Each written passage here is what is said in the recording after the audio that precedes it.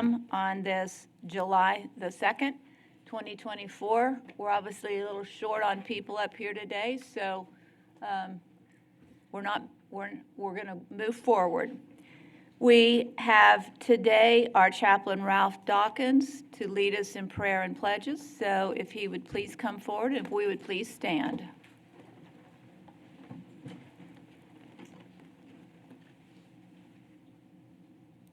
Good morning. You're good. Let us pray. Father, thank you for the opportunity to bring prayer into this gathering of community leaders and concerned citizens. Lord, your word declares that we should acknowledge you in all of our ways, and you would direct our paths. You said if we delight ourselves in you, that you would give us the desires of our heart. So today, I pray the City Council meeting will be productive and beneficial to all who are making presentations today. Help the City Council to listen with understanding and goodwill. Help them to respond in character and conviction, and to help every presenter to speak with clarity and restraint. Give these leaders a spirit of service and remind them that they are stewards under your authority. I pray that you'll grant them wisdom and courage to know and do what is right and good and true for the good of our community. And even in their executive session, lead them, guide them with wisdom and courage and integrity to consider the concerns of the citizens and to make decisions that will benefit the city of San Angelo and surrounding communities. Your word says that we should pray for our leaders because they have watch over us, and they too must give an account for their considerations. And so I pray for the city. I pray for the mayor, her staff and assistants, the city council members, the city manager, and every person and department that is instrumental in leading and directing our city. I pray for the new chief and the new assistant chiefs and the entire police department and the sheriff's department, that they will continue to protect and serve the residents of our city. I pray for the fire chief and the fire department and all first responders who serve our city. And lastly, I pray that for continued economic prosperity and safety for our community, may you draw in, attract to our city industry, businesses, and corporations that will produce jobs and revenue and help us to grow and progress. In Jesus' name I pray. Amen. To the Pledge of Allegiance. I pledge allegiance to the flag of the United States of America and to the republic for which it stands, one nation, under God, indivisible, with liberty and justice for all. I pledge allegiance on the Texas flag. I pledge allegiance to thee, Texas, one state, under God, and indivisible. Thank you. Thank you very much.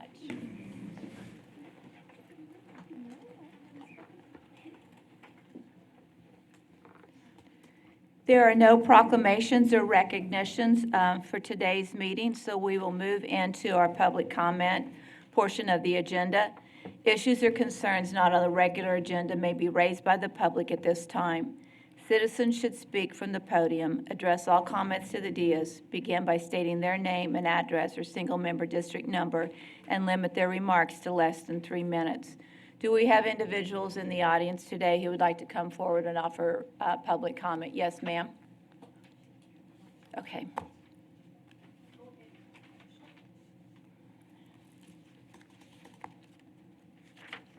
Charlotte Anderson, Keep San Angelo Beautiful. Today, we just want to give you a brief review of our household hazardous waste event that was extraordinarily successful. We had 257 vehicles, 72 volunteers, 25 organizations, 396 hours. It's $11,825 value to the city of San Angelo. We removed 13,798 pounds of hazardous waste, 2,200 plastic bags, 3,200 pounds of paper were shredded, 75 pounds of cardboard, 4,200 pounds of oil, and right at 3,000 pounds of electronics. So we were very pleased with the results. We're very pleased of our partners that helped us achieve these goals.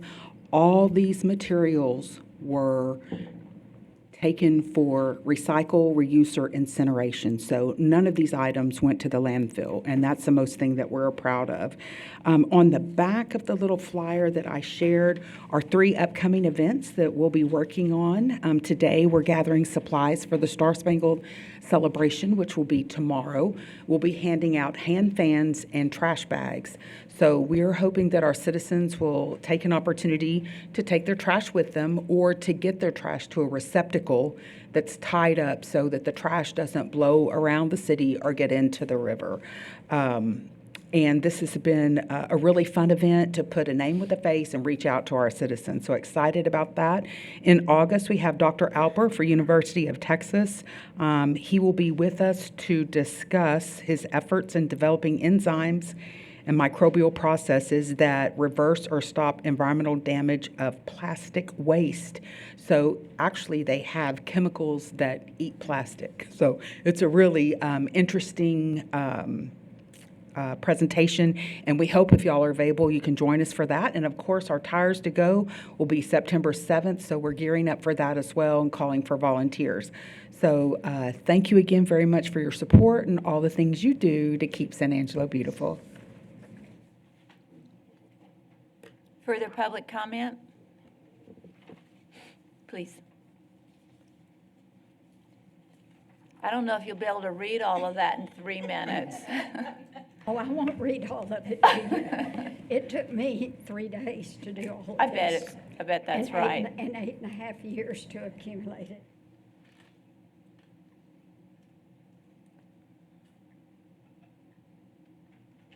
My name is Suzanne Daniel. I live at 415 South Madison Street here in San Angelo.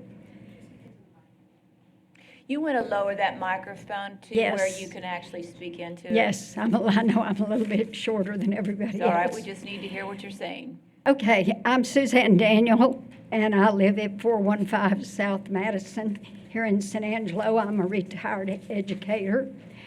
I have a handicapped trash bin, and I applied for it way back in the beginning when Republic Trash first was contracted by the city.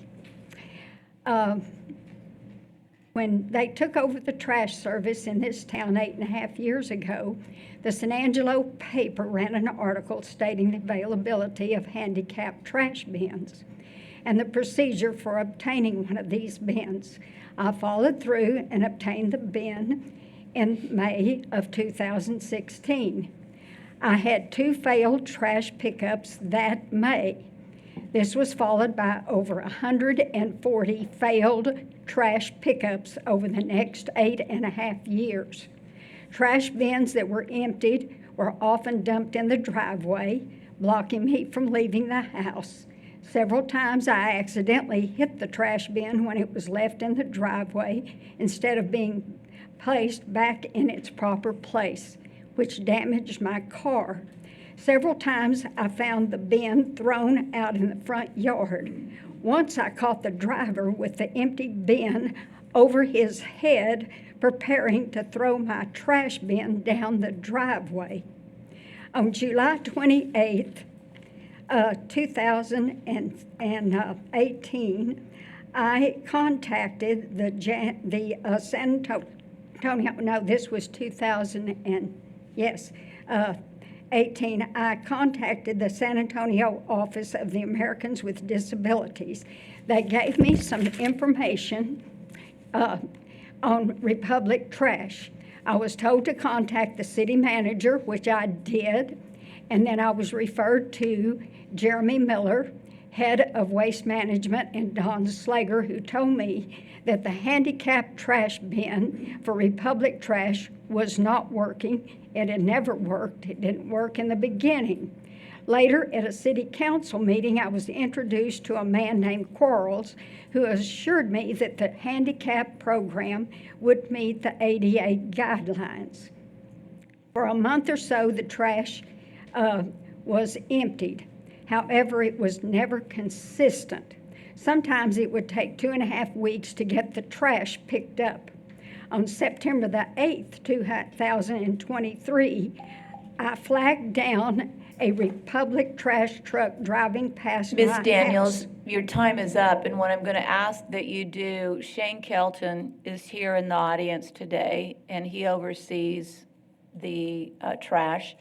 I'd like for you, Shane, if you just come forward a minute and introduce yourself, and we will make sure that these issues and ADA issues, Teresa James can have a discussion with you concerning ADA. That doesn't do any good. And I have pictures, and all of this is documentation. Now, I'm telling you now, Republic Trash has been out of compliance with the ADA for 8.5 years. This city council and the previous city council have been out of compliance with ADA. Now, you can shut me down. We're not and going I to can shut go you down. back. We're not going to shut you down. What we're going to try to do is solve the problem. No. And there's two people You here have that. never solved it in 8.5 years, and Then you're what not would you gonna like us solve to it do now. today? Okay, I can go to the ADA again, Okay, and I that, will. there's two people who are here to help you today. Teresa James and Shane Kelton. If they do not help you and help get the problem solved, there's many of us up here today that you can call, and we'll also get involved. I But have called and called Okay. for 8.5 years. I respect that. If you give these people a raise and you renew their contract, you are just as complicit with breaking the federal law as Republic Trash is. That's Right. all there is to it. if you'll make sure Teresa has your contact info, Shane, if you will meet with Ms. Daniels, and would you like to meet with these folks? I can meet with them. Okay, We'll do it, but I'm telling you now, you're breaking the federal law. thank you. Breaking it for 8.5 years. You can shut me down in 3 minutes, but 3 minutes will not take care of 8.5 years of this. And I've got pictures to prove it, and all of this. Thank you. More public comment, please.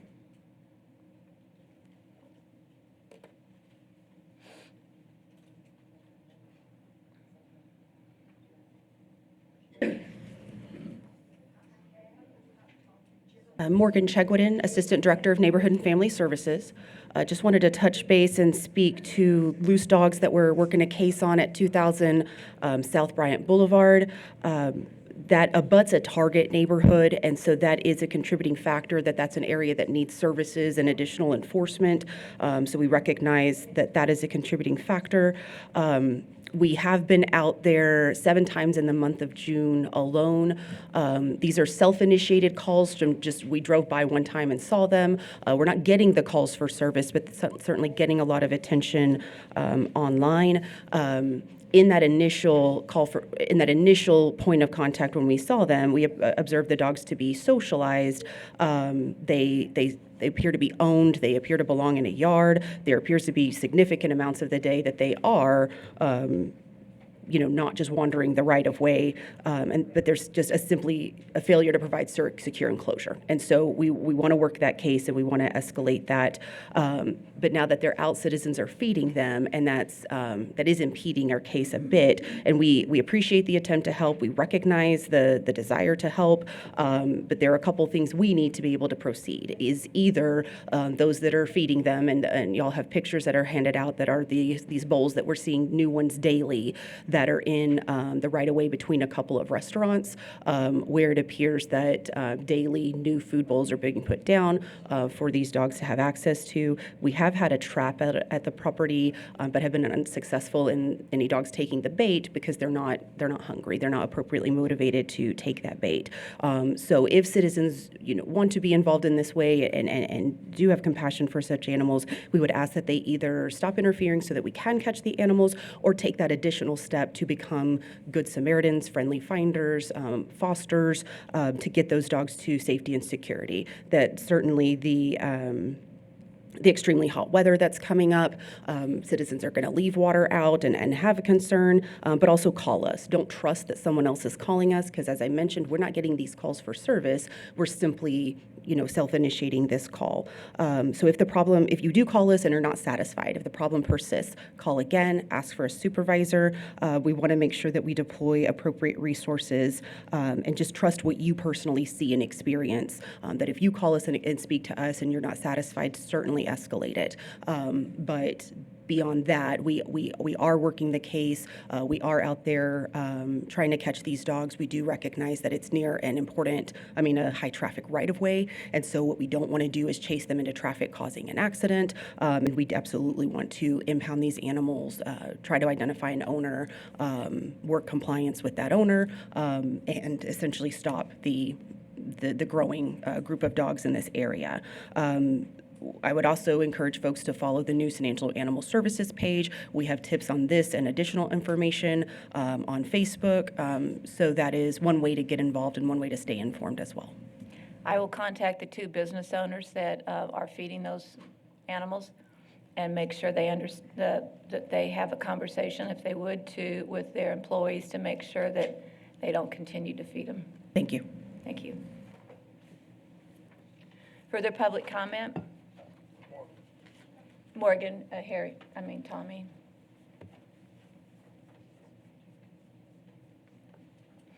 Further public comment?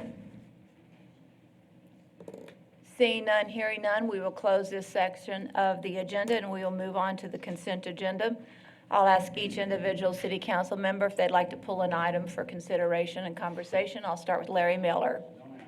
Karen? No, ma'am. Lucy? No, ma'am. I'll pull item F.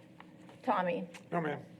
May I have a motion for approval of all items A through M? Are you going to? With the exception of H. Yeah, F, yes. I have a motion. Do I have a second? Second. Second by Tommy. All those in favor of public comment? Seeing none, hearing none, we will take a vote. All those in favor say aye. Aye. Motion passes 5-0. Item F, consider approving task order number 4 with Friesen Nichols Incorporated under RFQ PW-01-23 for professional services for the design of Avenue N roadway and utility improvements totaling $1,436,831 and authorizing the city manager to negotiate and execute all related documents. Just fill in the details. Very good. So Avenue N is we're coming to the end of our $80 million 10-year bond cycle that council approved back in 2015. For us to go through, Avenue N is going to be one of the last streets that we're going to be able to do within that 10-year list of roadways. So what it's going to be is a street rehabilitation all the way from Sherwood Way to Chadburn Street is what we're going to be designing. So that's going to come in and rework that entire roadway, rework the signalized intersections there, look at traffic patterns, traffic control, see if we can make any improvements along there, as well as adding sidewalks and some pedestrian connectivity along that corridor as well. Badly needed. Yes, ma'am. It's good to see that we've got it in the works. Right. And this will tie into the sidewalk project that we have with the CACP. So that sidewalk design is going to be a separate project, but this will absolutely tie in and enhance that. Any further questions for Patrick? Larry, would you like? Is the sidewalk on the north side of Avenue which N? side of the street are you intending to put sidewalks on? Yes, both sides of the street. Both sides? Well, sidewalks are tricky in developed areas already. If it's not built at the time of development, we have to work them in where we can. And a lot of times there's obstacles and there's things in the way that we just can't move. There's an X number of driveways that we have to take care of. So we place it where it's most realistic, where we can get people across to the sidewalk, where we can cross them at controlled intersections and whatnot. So we strategically place those where it's the safest, where it's the most usable, and where we can fit it in within the right-of-way that we currently have. And this project will also rework sewage lines. Is this going to be as extensive a project as College Hills? It's the same that we do on all of our projects, so yes, it does rework the underground utilities at the same time. So we'll come in, do the water and the sewer infrastructure first, then come in and do the roadway on top of that. We're looking at a couple different methods to do this. Some of it's a full reconstruct. Some of it is hopefully going to be able to use the FDR process that we saw on Rio Concho and on North Chadburn Street to kind of expedite and save some money on the project as well. I was curious about detours, how that's going to work. I couldn't figure in my mind a logical way for people to at least get to their destination without having Avenue N there. Well, the beauty of that road is it is a 4-lane road right now, so we can technically have head-to-head traffic on one side of the road while we work the other. I'm sure that's the way it'll work. It all depends on the phasing of the construction, but if we have a reasonable detour where we can move those cars off, it doesn't interrupt their normal traffic patterns. We like that because it takes it away from excuse me, the safety of the construction workers, but we also understand that we have to be expeditious with our traveling public as well. So we work that in to make the balance of those two priorities. Thank you. Yes, sir. Have we worked with the university, ASU, because I know that they have wanted sidewalks, and that's been an important thing for them because of the Right. We students actually- walking to HEB and. Yeah, we actually set up a meeting with them, met with them about 3 weeks ago to kind of go over strategy for that area, since we are going to be doing Avenue N and designing Johnson Street at the same time, along with the CACP that's going along there that they were generous enough to contribute to. We wanted to coordinate with them and say, what are your future plans? What are you looking at ASU doing? And how can we either prep for that in our project design and or accommodate that as we move through and make these improvements along that corridor. So we're absolutely working with those bigger entities to see if we can make improvements for now and in the future. Good. Yes, Lucy? Patrick, what's the time frame? Like, when do we start this project, or So we're how going. long will it take? So we're just going into design right now. The design process, we're expecting to take about 12 months. So we'll move through, like I said, Freeze and Nichols has been very good with us, very, very good about staying on budget and staying on those timelines. So we expect it to meet those deadlines. Once we have 100% designs, then we can talk about funding the construction side as well as timelines for the construction of the actual roadway. Is this cost covered in that $80 million bond, The cost of the design is, yes, ma'am. but not the construction The piece? construction, unfortunately, I don't have any identified monies right now doing it. But I do want to note that it is still advantageous for us to get the design going. Because in a lot of the cases of the grants that we're applying for, project readiness is a huge component of that grant. We get a lot of points for project readiness. So if we have 100% design sitting on the shelf, that puts us well ahead of anybody else that doesn't have that opportunity there. So as we're applying for those grants, this investment will give us some returns when we're looking at competing for those grant monies. Other questions or comments for Patrick? Tommy? Just a comment. At the point in time, Patrick, that construction starts, I know y'all do a good job of this, but it's just a reminder for all of us. There will be businesses that are affected by this. And while we give them notice, I would just simply respectfully request that we do this early and often, because it does impact some businesses a lot more than others. And all of us have received calls, I would imagine, over an issue with access to a particular business when this has been, when one of these projects has been ongoing. So again, I would just respectfully request that you do this early and often whenever you're ready to start, so that those businesses know they can't really anticipate what it's going to be like until it happens. And sometimes it's not as easy a process to deal with as, in fact, we would hope that it would be. So early and often would just be my request. Yeah, the good news is we've got a year of design in front of us, so we have a lot of opportunity to start that communication. Number one, it's like College Hills. Everybody complained about College Hills, how bad it was, how horrible it was, and then all of a sudden we start construction, and then it's how quick are you going to get out of here because you're in the way and it's Right. a problem. if we're going to redo the streets and redo utilities, there are going to be issues and there are going to be impacts.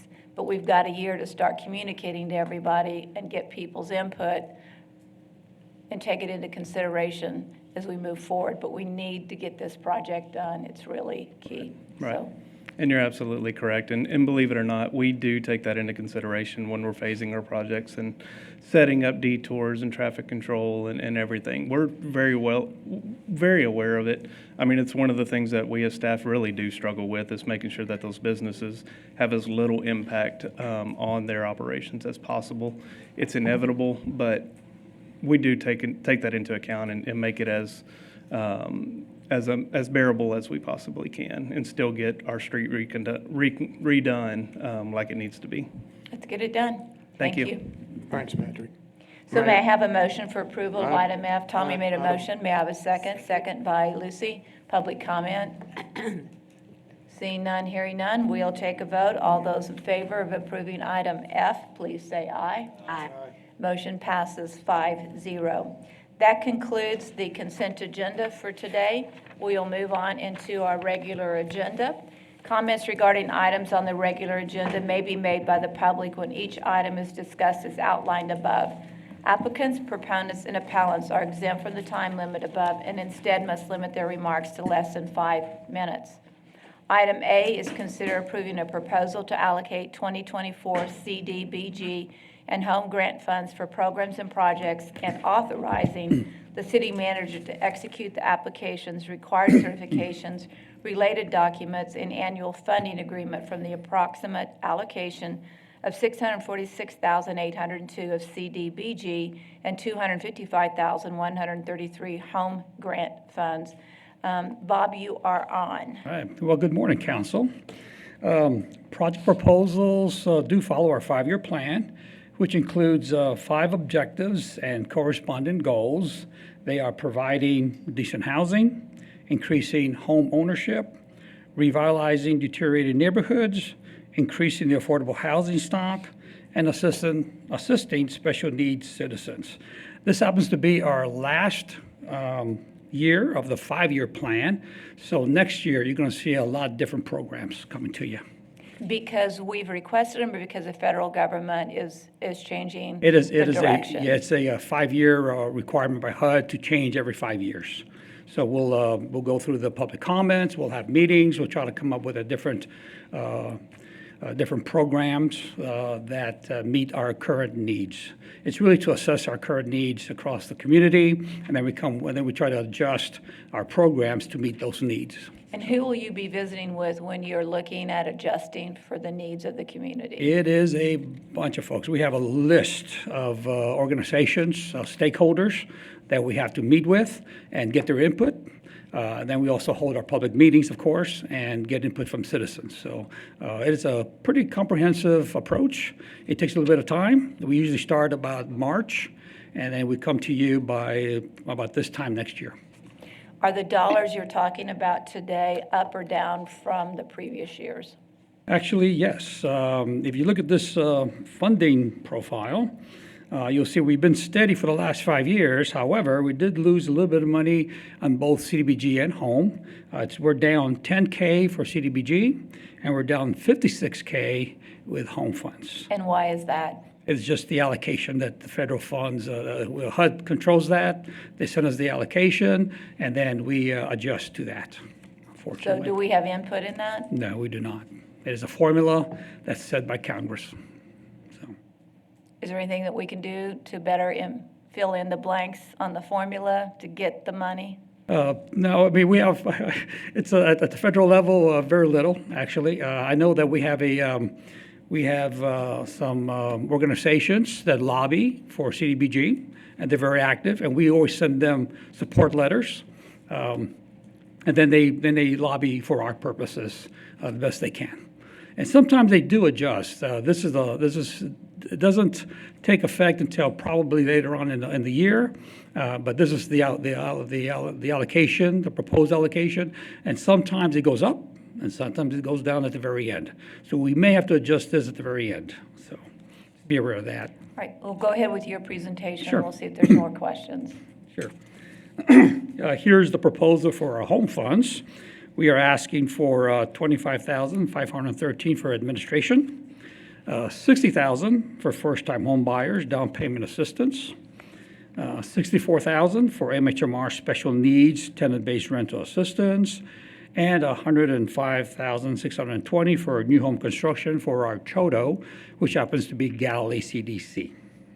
How has the neighborhood revitalization, the down payment program worked? Are we successful at it? Do we have a lot that end up not being able to make payments? Tell us the story.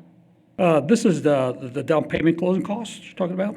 It is a deferred loan. After 5 years, it's forgiven. And how's that And we program? could go up to $16,000 based on a little bit of a formula that we put together as well, based on availability of funds, how much they can afford, that kind of thing. So what's our success rate or not? Yes. What is it? I'm sorry. What's our success rate? The success rate Yes. of someone getting a loan? Well, if we are providing the down payment, which means they have the ability to buy a home, how many of those homes actually Are still. aren't foreclosed on or some Okay. dynamic? I don't think we've gotten a foreclosure in this program for a very long time.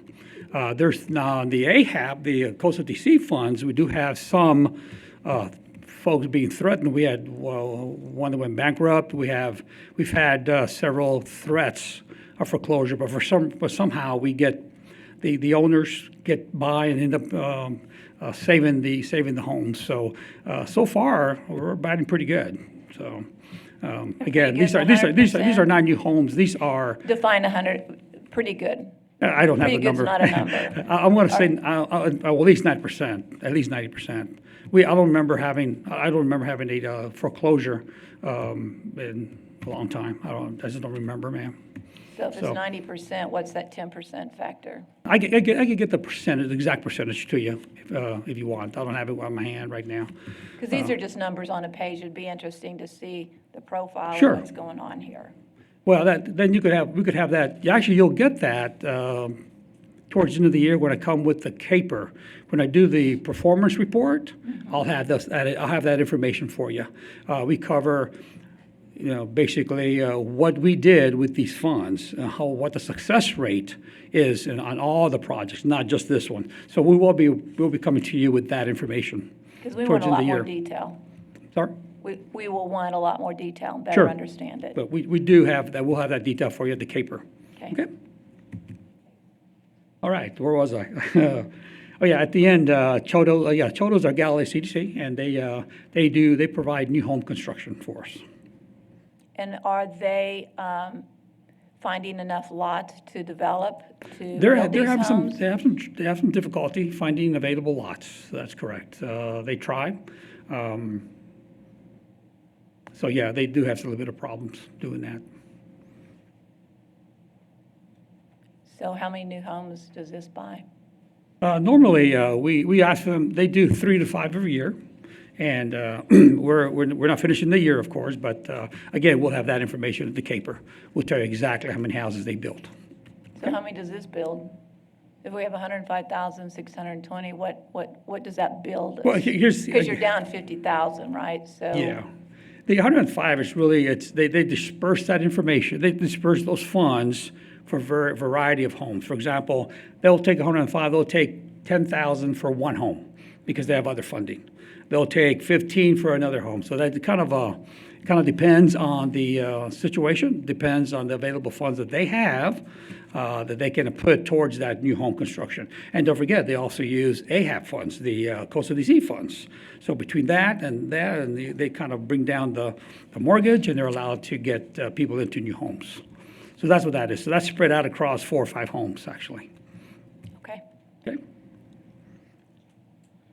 Okay, on the CDBG side, we're asking for $129,360 for general grant administration, $115,000 for rehab program delivery, So $120,000. that really, if you got $140-some thousand for administration and salaries, is That's that correct. right? That's correct. So $640,000 of the $646,000 is what percentage? It's 41%, I think. Does that seem high? It's very high. It's very high. And I think that's why, in fact, Mike and I have been talking about adjusting our program as our funds. In fact, this is the first year that our CDBG and home funds together have been under $1 million.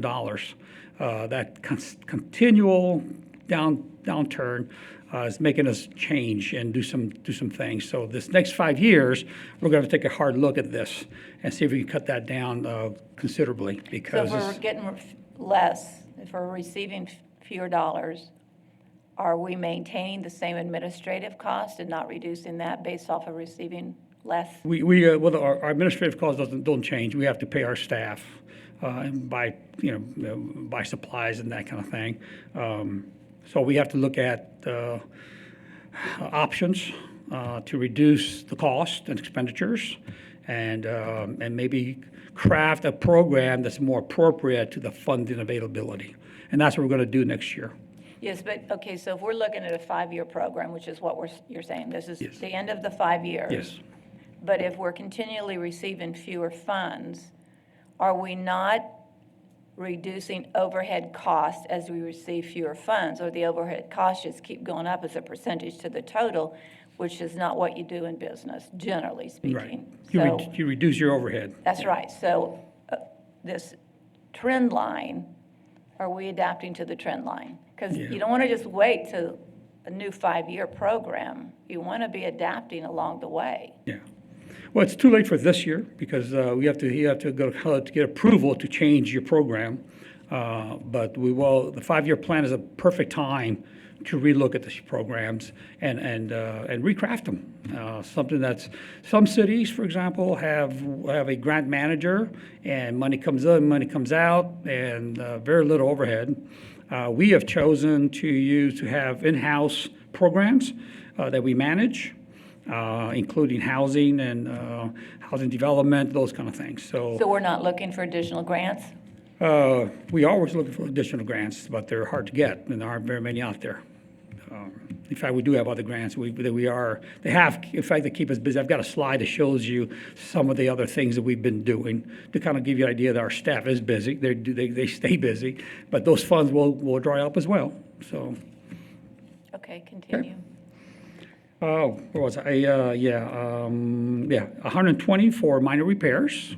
We want 110,012 for emergency housing repairs. 127,430 for debt payment of Section 108 loan, which I believe that park? it matures 2030. So And that's Producers Park. Producers Park and Rio Vista Park. And then 45,000 for a code compliance officer to focus on our neighborhoods that we targeted for revitalization. And that may- Further questions from council? All right, continue. We're almost done here. This slide shows you some of the other programs that we do manage. Indigent cremation, which is a county program. Homeless emergency sheltering, continuum of care rapid rehousing program.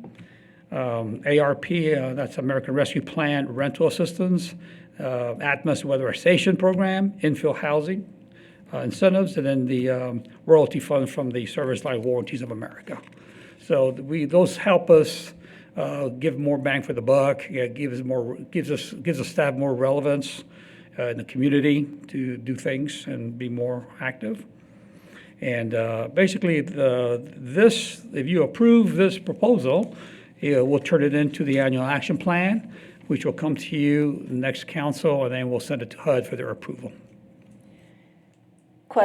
Further questions from council? Because if you approve this, if you have no more further questions, it moves forward without further questions. So are there more questions?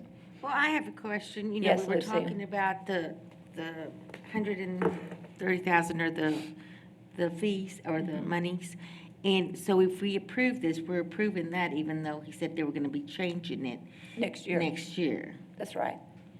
So we're really not, it's not fixed yet, the way Well, no, this takes effect October the 1st. If you approve it, we'll go through an action. The annual action plan begins October the 1st and September 30th. next October the 1st. Of It's a 2025. new 5-year plan with a 1-year action plan tied to it. So when we come to you next year, it's going to look a little bit different. It's going to look a lot, in fact, it's going to look a lot different, I can tell you. It's not going to look a So lot when like we this. say it's going to look a lot different, it would be saying, if you will, that we're not happy with the current plan because we intend to make a lot of change. What I'm saying is, we have to adjust based on our funding, is what I'm saying. And because of that, it's going to affect the programs that we're going to put together and the staffing. Karen? I'm not even sure how to ask the question. You mentioned a county partnership with the indigent cremations. Yes. How does that affect us sitting here as representatives of the city? Well, this countywide program, we took on that program as my understanding. I inherited that program, so I don't know the history behind it as well. But my understanding is that when there was a discussion on, excuse me, when there was discussion on whether who should take this program on, and the county took on the library, we took on this program. The county judge approves the cremations. We provide funding, and we work with the funeral homes, and we cremate indigent individuals, and then take it from there. And we bury the cremains at Fairmont. That we buy a couple of lots at Cremont, and then we put 6 cremains in one plot with a little bit of with a small plaque showing the name and date and the dates. So it is a county program. It is not a city program. We just manage the funding and the payments. Yeah, we don't approve those. Further questions from council? Comments? Okay, then I would need a motion for approval of item A. So moved. So moved by Tommy. Is there a second? Second by Karen. Public comment? Jamal Shumpert, single member district. You want to lift the microphone up so you don't have to bend down Oh, so yeah. much. There Thank you go. you. Jamal Shumpert, single member district number 3. Mike can answer why it's decreasing. What I've noticed, a lot of local governments don't contribute out of their general fund to these programs. And these are solely federal programs. All of the money you saw up there was federal money. The half cent sales tax is what we contribute, and it's maxed out at $335,000 a year. If you wanted to make a change, you could go back and change that and raise it a little bit more. And as far as the administration costs, he's trying to get rid of the administration costs by using the CHODO. He didn't mention it to you, probably because he doesn't know if the CHODO is going to agree. A lot of people don't want to do affordable housing. If you talk to your home builders around here, they won't build him a home. So he's doing as best as he can. And him and Morgan have quite a bit of departments to handle. Maybe we should get them a little help.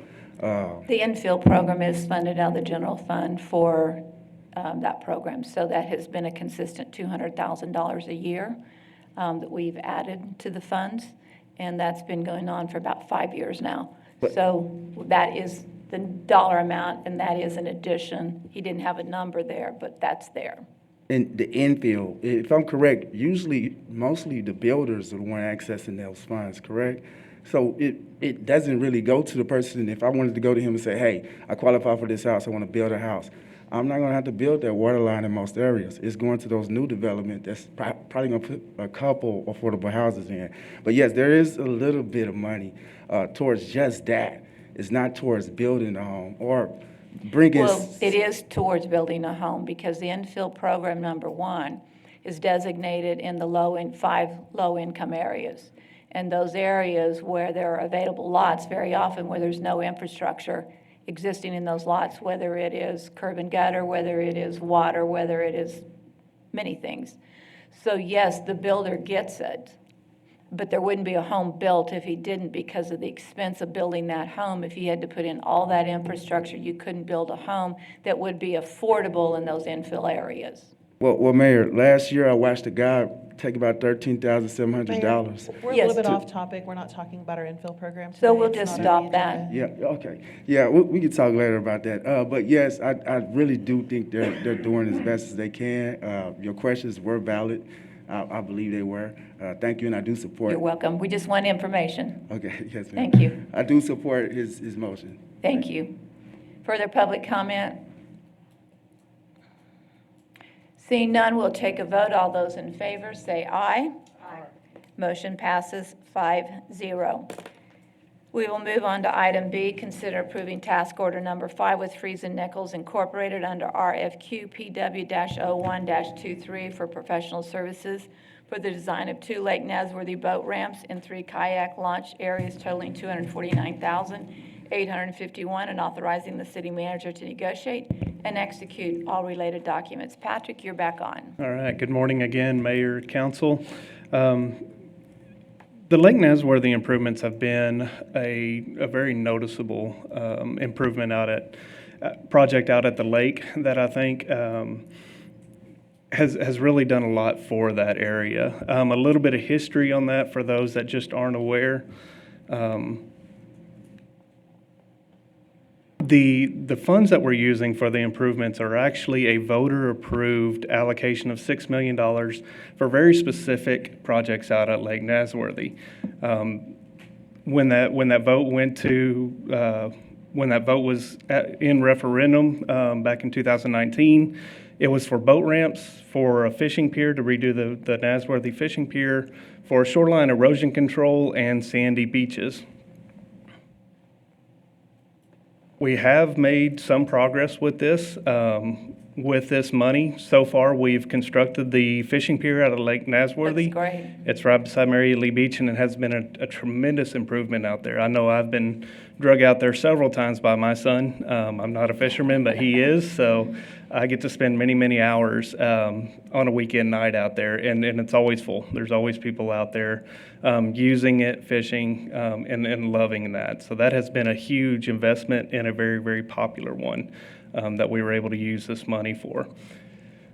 We have also started some vegetation control with this money. The shoreline part of this included vegetation removal as well as stabilization.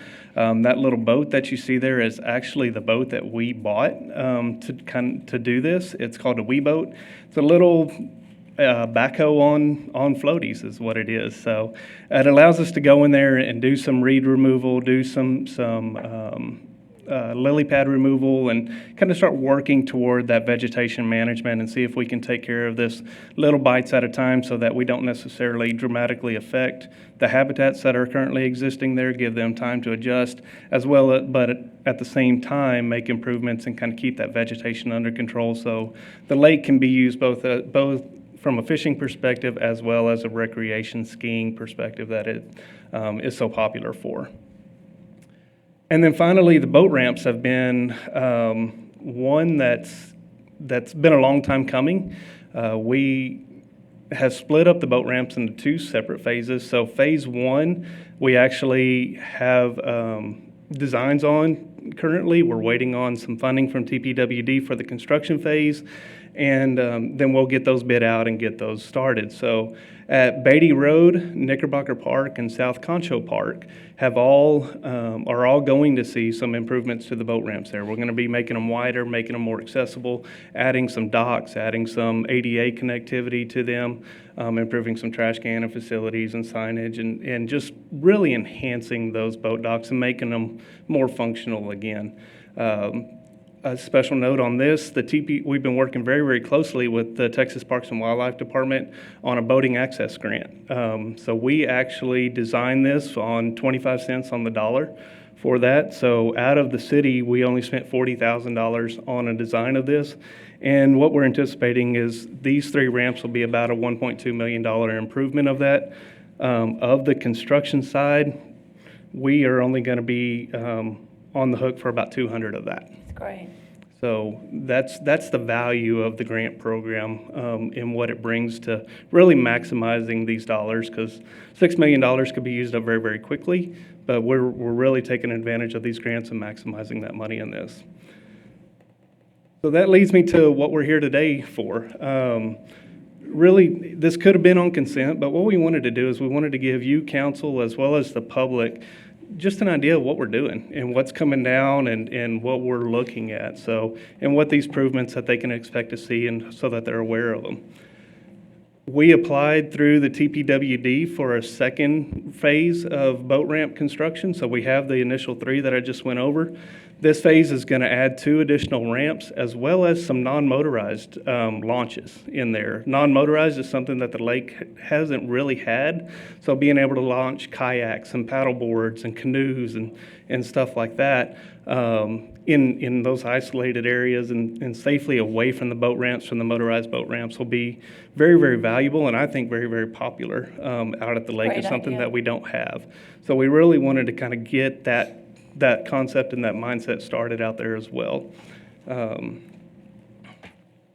So the 2 boat ramps that are going to be going in this phase that we got approval for funding through, we got approval for funding through TPWD, 25 cents on the dollar. So we're going to be paying $62,000 of a $250,000 design. We're going to be working on 2 ramps at Red Bluff Circle, and on Fisherman's Road. And then we're going to be putting in those 3 non-motorized launches at South Concho Park, just south of the low water crossing, and then at Pecan Creek, just north of that low water crossing. We're going to have one on either side of that, so you can either go down the channel or you can come out into the lake with those non-motorized access, and then over at Rock Slough Park, so you can access that main body of the water. There's already a group of people that use that Rock Slough Park. We're just going to make it a little bit better for them and kind of make that a permanent feature for those and anyone else that wants to use it. So I think the big question is, when is this going to start and when's it going to get done?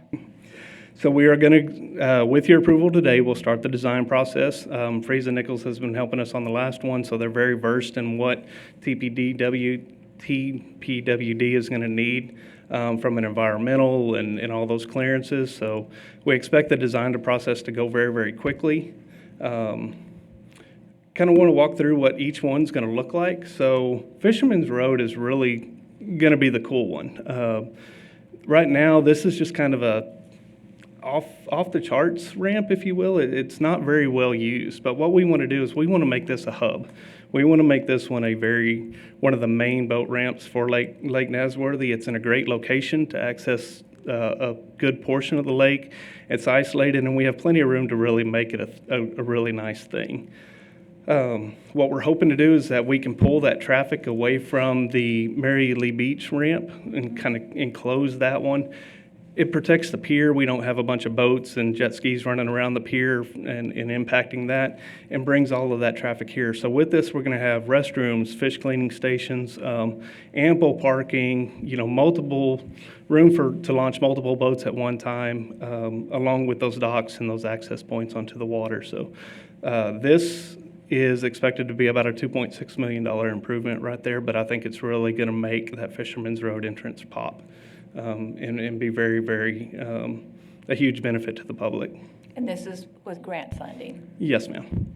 So the way that the TPWD grants work is when they give you, when they award you the design money, they essentially earmark the construction money for it. Right. It's 2 separate application processes, but in their mind, they're gonna continue that and see it all the way through fruition once they say, yes, let's go ahead and help you design it.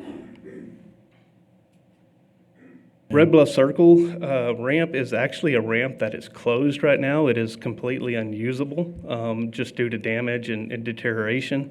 It's been closed for several years now, so we want to reinvigorate that ramp and make it usable again for the public. So we'll be redoing all the parking structures, again, a new ramp coming down into the water, as well as docks in that area as well. And then the non-motorized sections. This isn't exactly what it'll look like, but it gives you an idea of kind of what we're talking about when we talk about kayak launches. So it's a way to get in and out of your non-motorized without getting wet, hopefully. I know that I probably couldn't do it. I'd still fall in, but for those that want to do that, and they'll be able to pull themselves up onto the dock, unload, get themselves into the water and just really make that experience much, much nicer for them without having to compete with boats and trailers and everybody that's at the main ramps. This is really exciting because we know Lake Nazareth is one of the great assets we have here in San Angelo. And to see this creativity, the thinking outside the box, trying to bring more activity to the lake and make it more citizen-friendly with the trends in terms of what's going on, I think is really exciting. Right. And just a note too, I mean, we do work very, very closely with the Lake Nazareth Homeowners Association. So they're really the group that guides what we do out there as far as this money and these improvements. So we as staff are the facilitators of that.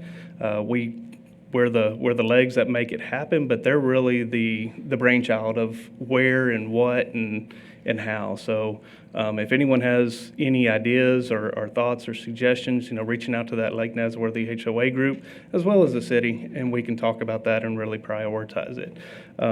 Just for reference, once we get done with this phase 2 and all of our matches and everything, of that original $6 million, we're still going to have about $4 million left over. So 5 boat ramps, 3 motorized launches, a pier, some vegetation removal, and we still have, $4 million left over to do some big improvements with. So we're talking with the HOA on what are those improvements moving forward. We're talking about some beach enhancements and stuff like that. So I think there's some more opportunities that are definitely going to be coming down in the future on this. Perfect. I don't know, how about a water park?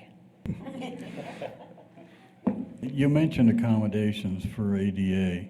I wondered if you could describe what's done at each one of these facilities, and they look fantastic. I'd just like to know how this fits in with the plan. So, I mean, obviously, there's going to be dedicated ADA or accessible parking spots, pathways, concrete pathways that are easy to navigate, easy to come down. One of the things with ADA that we found, working with Teresa and her group is compliance is one thing, but usability is a whole different idea. And so we as staff are taking more of the usability approach while still being compliant with this.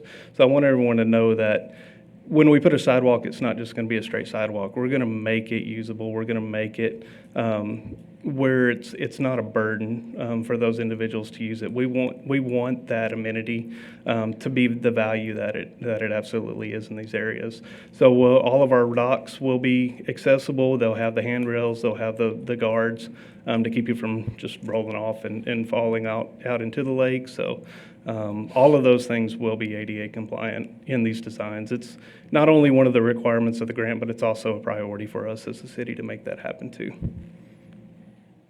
Do you expect any full-time employees added? Not at this time. Again, that vegetation removal has really been the biggest thing for us. We're working with that in existing staff. There may come a time, though, if we get a lot of push from the HOA or we have something that we're told that as long as we track that this money can accommodate an employee.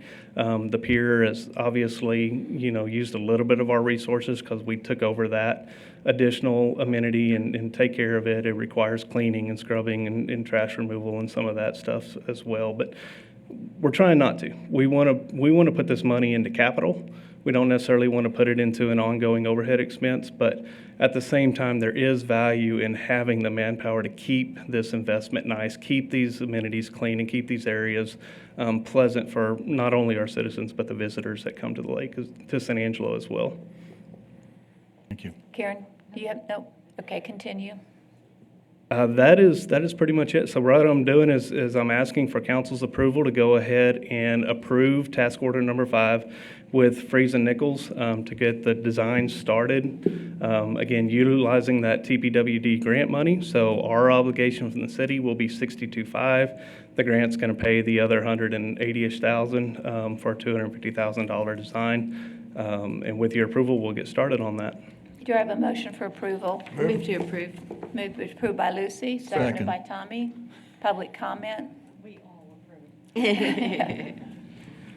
No public comment. We'll take a vote. All those in favor say aye. Aye. Motion passes 5-0. Thank You know you. what's going to be the neatest thing, Mayor, is when we do the grand opening of the non-motorized launches with all the council out there launching their paddle boards. And Patrick will be leading the charge, and we'll be all right behind him on our paddle boards. I will be standing on the bank cheering y'all on. I'll join you on that bank, yeah. Thank y'all very much. Thank you. Thanks, Patrick. All right, item C is consider approving Tiers Board recommendation of 5 projects totaling $274,507 for incentives under the North Tiers Incentive Program. And Aaron, you are on. Good morning, Mayor, City Council. Aaron Benoit, Director of Planning Development Services. This morning, we have a recommendation from the Tiers Board for projects on the north and the south. Today, we're going to go over the north first. And so you see here, just on this slide here, there's this grid that shows the properties. And you notice there at the top, 2830 North Chadbourn, and they have 3 suites, which are 3 separate buildings, A, B, and C. And they are under the same ownership, and they did make a request for each one. And then you see the next 2 are at 1602 North Chadbourn and 1604 North Chadbourn, separate addresses, same owner, but 2 different requests there. The total request for the amount of funding was $274,000, which out of the 2.3 brings that down to 2.1. So let's dig a little bit deeper with these.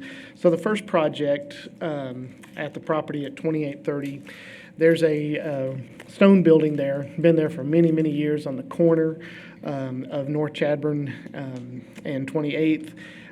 It's a signaled intersection. They need to do facade improvement, and they need to do roofing. That building has become unusable based on some sagging in the roof. They want to get the building back onto the market as a leased property. You can see here this building there. It's been there for many, many years. I don't exactly know how many, but I think around the 30s or 40s is when it was built. You can see it does have that typical stone construction that we see in a lot of our buildings around town, but over the years it is really kind of gone downhill. So you see on the right side, they're planning on doing a metal R-panel facade to improve the roof and some of those areas that are not covered by the stone. The board did talk about this area right here about trying to prevent the metal from covering the stone, and the applicants were amenable to that, so they're looking at that of just making it to where it's just where those window areas used to be. I think I have another side of it. This is looking at it from south looking north. This is where the parking lot is, and of course they would be redoing that siding that's there now, continuing with the opening there and the siding up and around. So that property did request a $75,000 for that structure. The Tiers Board did approve or recommend that $75,000 for that structure. So let's move to the next 2 structures on the same lot. Again, and I should have, maybe I missed that, I apologize. The total project for that first structure is $181,000, and their request was $75,000. Apologize for that. So let's go to Suite B.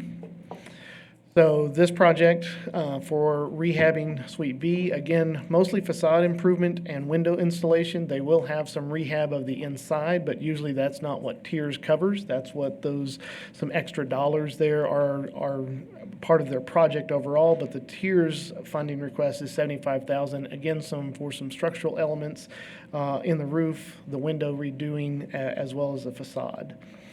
So here you see this used to be kind of a garage on the bottom and an apartment structure on the top.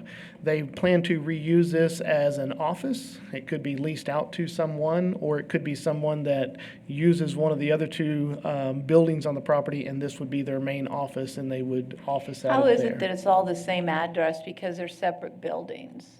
Is it because it's platted as one big lot? It is one large lot, but address them separately, really a kind of a fire code requirement because they are separate structures, so they have different suites. There are times in our history that we have done different addresses as opposed to different suite numbers or suite letters. In this case, it just happened to be suite letters, so suite A, B, and C, as opposed to a separate address on Chadburn or on the side street, the east-west street. Because I understand the suite thing when you have just when they're all attached, but when they're detached, it's interesting to use the suite concept. Correct. And for whatever our reasons were at the time we made that decision, that's how it got addressed. And it's very difficult, not that it's impossible, but it's very difficult to go back and change them to say, you need to change your address. According to the Tom Green County tax appraisal. Would you like to talk, Larry? Yes, ma'am. Okay, This go ahead. is taxed as one entity. All three of them fall under the same tax appraisal. That is correct. Which is obviously why they're doing this. I'm just saying historically, that's not what you do. It's the way it is, so it is the way it is. But seeing it be detached just raises the question. It's I'm not challenging it, just asking the question. Correct, and that's their intent, is to lease them out individually. It could be somebody that leases two buildings. It could be somebody that leases just one building separately. The property ownership would stay the same as the property owner owns the entire lot and all the buildings. It would just be leasing them out to different owner or different leasees for different activities on that lot. It is a CGCH lot, or maybe it's a general commercial lot, and so there's a number of activities that could happen on that lot. You know, again, you've described what tiers can and cannot pay for. I think there's no question that the improvements and the plan here is going to make a big difference in that location and the look of those facilities. Question mark is, and this is not your job or Tier's job or our job, is what happens next, because it looks like there's tremendous amount of expense and dollars that will need to be spent to finish out these buildings. But it always makes a big difference when you can improve the exterior and solidify the stability of those buildings. Yes, Mayor, and I think that's their intent, to actually go in, do the remodel, the renovations, so that they are useful buildings. It's not just a facade treatment. Yeah. That's why you see that their projected cost for the projects are much higher than what they're requesting. So here would be the backside of that property. They are maintaining the windows, which I think is a good idea. I do actually. These are older structures, but again, they're going to have some looking at those properties right there. So that's Suite B. Here's Suite C, again, of project that's $158,000 projected cost, $75,000 requested from Tiers. Again, some facade improvement and replace some of the wooden supports and the R panel and the roof. And again, you'll see this large building. Sits at the back, been there for many, many years, but there's a lot of the trusses that are starting to sag, and they need to go in and replace those to keep the building up, as well as doing a full skin and ceiling revision. It currently has a leasee of a mechanic shop right now. They intend to keep that leasee moving forward. They don't use the other two buildings at this time. This is a very large structure. You can see that it comes out on 28th there. But they have upgraded some things over the years of electrical service and things, trying to keep these buildings viable. And then I think with a facade improvement that helps them in any types of interior renovations they do, will keep them moving forward as productive properties in our north tiers. It's a major project that's exciting that they've taken it on. Yes, Larry, would you like to make a comment? I think everybody that's drove in that area, seen that building, and just wants to do something to help it out. I mean, it's ugly, okay? Yeah. My concern, though, is, and I don't know the premise of the tiers in terms of, I thought it was inclined towards facade improvements. Those other two buildings, they're off the road as far as I know. We weren't provided a map, but in my mind, if we're going to spend Tiers money for the appearance of buildings, I'm not particularly concerned about those two back buildings being done, unless unless it does promote a better appearance of that drive down Chadburn. Am I wrong? I believe it would, and I should have added an overhead map that would give you a little more orientation. Now, this, of course, is 28th Street, and you can see the side of that, and you can just see over here the other smaller structure that has the apartment above. Let me go back to here. This whole front facade, that's the parking lot that you can see from Chadburn. So that back building, the furthest one back, if you will, to the east, you can see it very prominently. This one, if Well, you're you coming, can see the blue back there. So yes, you ma'am, right in here, for those that are kind of tuning in. And again, this is on 28th. Go back forward one more, on 28th. And if you're heading southbound, you're able to see this structure on Chadburn. If you're heading northbound, probably through the parking lot, unless there's lots of stuff in the parking lot, you can see that structure. And then, of course, this front one is very prominent as you're coming down, with this being Chadburn here. And, of course, you can just see the other one in the back. My circle's terrible. Larry, it also, just as we've gotten more and more tiers applications, as the process works as it should, you'll see some that when they're redoing their property, and it may be in the downtown area where the front facade is important, some of them are improving that back facade too, which becomes just as important from a safety standpoint. So as those improve, as I might be walking, in those areas, it helps improve that whole character. So you'll see a little more of that spurs off, even that covers some of those areas just right off of the main roadway as well. Well, the Chadburn is definitely a high-trafficked street, and I think we have many people who travel north and south on that street. So I think this is a pretty big area, and I think the facade improvement can make a nice improvement to the neighborhood, if you will, and that someone's willing to take it on is a major project. I think is exciting. And Lucy? It was Karen. No, Karen. I don't know, Karen, did you? It's petty, because the whole idea is great, that there's action, positive action on the north side. But I'm looking at this image and I'm noticing that the most significant architectural feature on this building is the front facade. Correct. And it's improved, quote, improved version, it's been eliminated, that stepped roofline, or facade, not roofline.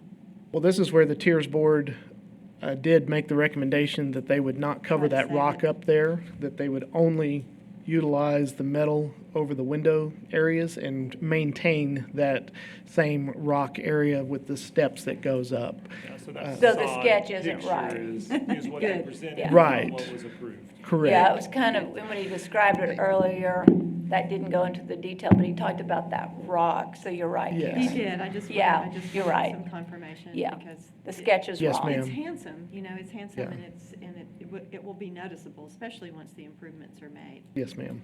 So, Lucy? I have a comment to make. Aaron, what is this building supposed to, what is it supposed to be used for? Well, this front building, as I understand it, used to be a bar or club or something Right. like that, entertainment. They have not stated a purpose at this time of what they're going to redo it as. When they go to apply for building permits, we will learn more, because that's when an occupancy is set. It is a fairly good-sized structure, so I'm not sure if it's going to be a venue or something like that.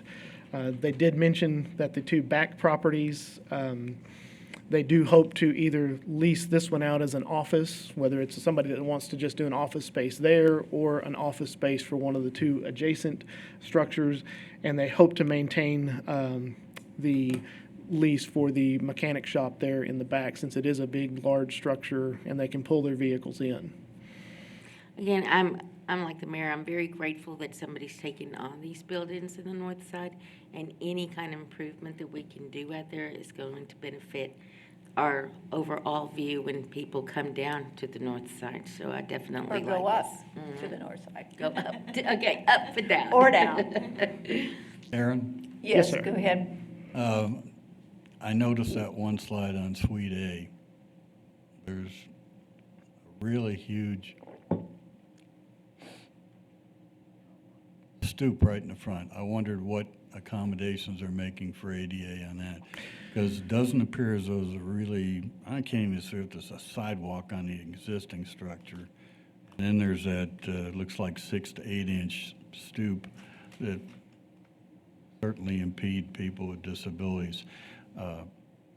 I'd like to know if all of these have been evaluated for accessibility, because that seems critical, especially even on the facade aspect of tiers, that should be done. Do you have a feel for that? Well, certainly we discussed that a little bit as staff because there are times that we make recommendations to the board that some of those dollars should go to redoing sidewalks, accessibility in that area. These structures actually needed a significant amount of investment to that, and talking with the applicants, there's an opportunity for them to come back in the future and resolve those things. As they move forward with a building permit, they will have to register with the state of Texas to look at accessibility type things. I do feel comfortable that that stoop will have to be accessible if they're using that as an entrance exit, which they probably will be, as well as the one over here on 28th Street. They will have to do that as well. They will have to make those adjustments, and talking to the property owners, they're aware of those things and are planning for those things in their project. So this is primarily facade improvement? This is It's not- facade it's- improvement at this time, Yeah. yes. No building permit? Not yet. Yeah. Further questions or comments? This is kind of the feasibility. Do they have some funding to kick in with what their funding is to help make the full project happen? I will. I'll make a motion to approve as presented. Were there questions? Just hold on 1 minute. So this is just one, property.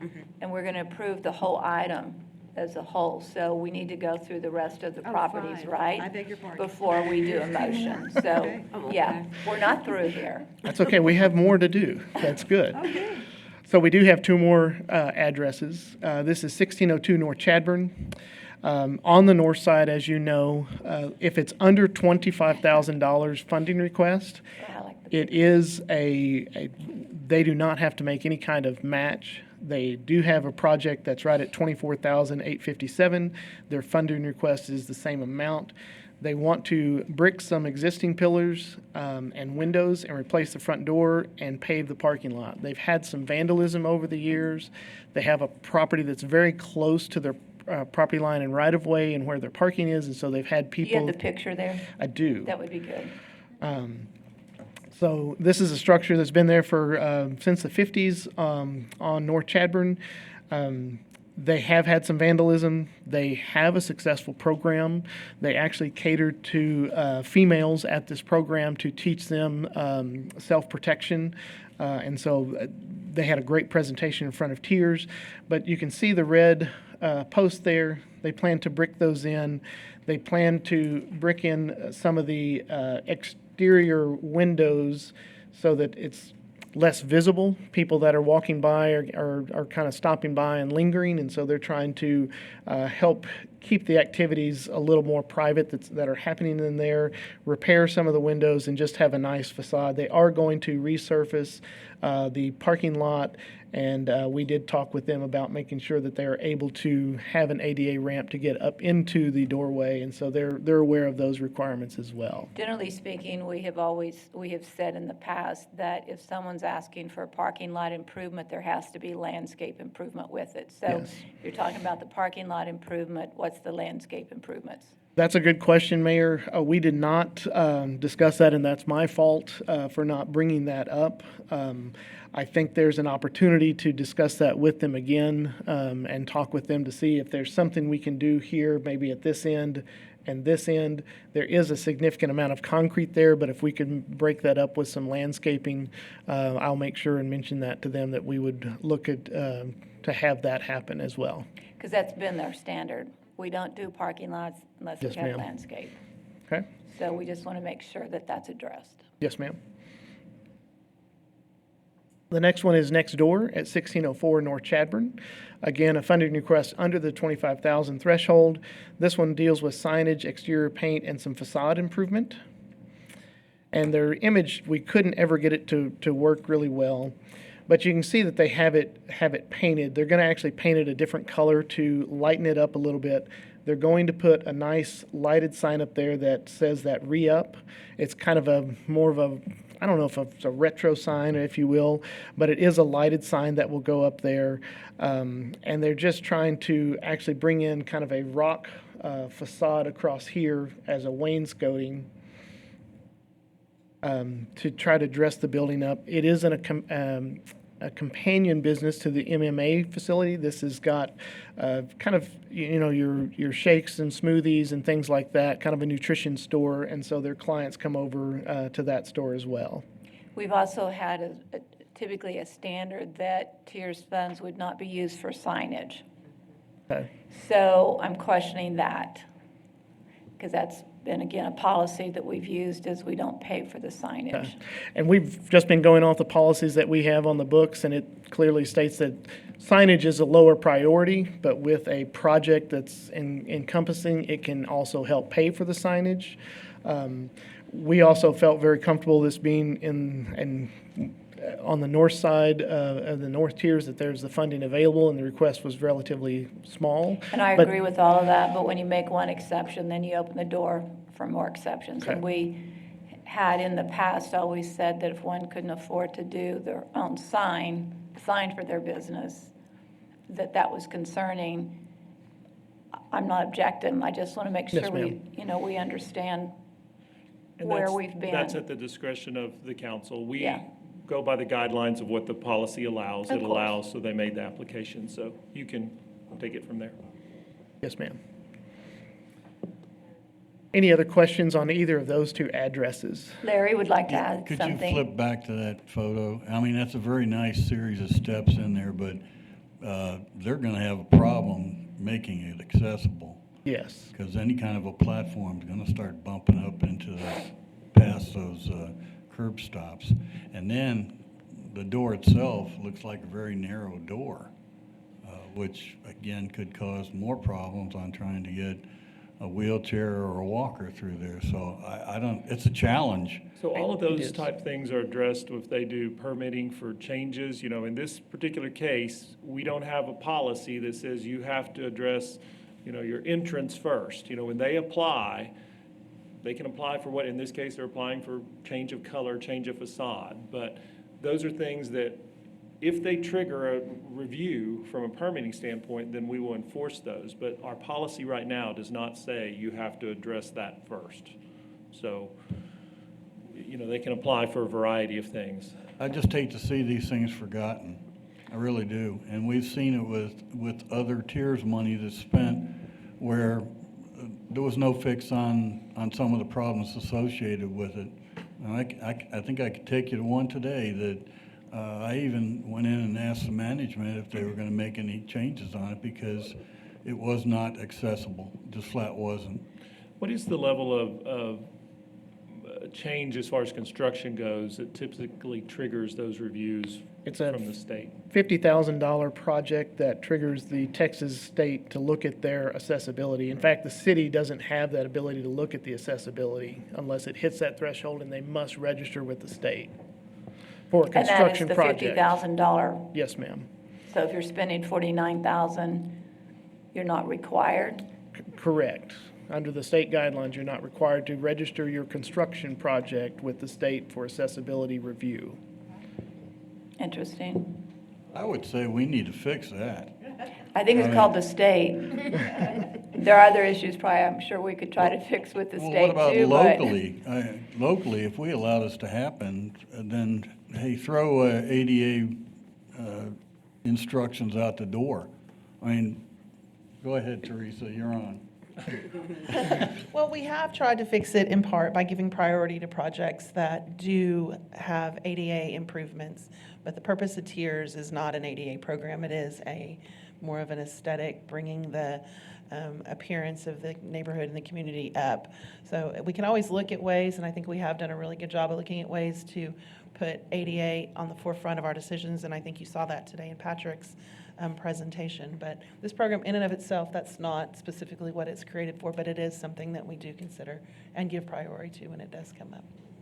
So you're telling me that once this project is done, nothing needs to be corrected on that steps or door. Is that correct? If it doesn't trigger a change of occupancy under the building code, where the building officials and their team start looking at it to see what's going on, if the occupancy changes, there's a potential there. Or if they were to do a building permit project that hit over that $50,000 threshold, they would have to evaluate the restroom accessibility as well as entrances and exits. And that's the standard in the state of Texas currently. And it really has to do with whether or not we have teeth, and we just don't have teeth until it hits those levels. Further questions or comments? I have to say that's sad. Yeah. It is sad. So that's a challenge for some of our small businesses. They do come in regularly through our pre-development meetings, and they are looking to how can we get into a space, but what does it trigger when they go and do those renovations? You do a certain amount of renovations, it may trigger you to have to redo that restroom, which takes up then maybe dining room or maybe storage or something of that nature. And so there's always that discussion with development staff. We always want to see facilities that have ADA accessibility within their restrooms, but we also are bound by our codes and our ordinances and what the state says we can do. So. All right, so there's, was an attempt to put a motion on the floor a minute ago, but I think we're ready for that now. So who was just in had charge one- of that? You have one That more was- question. Yeah, and I just wanted to see this number that he just put up, the 20. Well, this is Yeah, the this new is number. Yeah, this is what it's going to be at the end After. of that, if we Yes. approve it. Okay. Yes. Yeah, I made a motion to approve as presented. Okay, and Karen, I think, was going to second that. So is there public comment?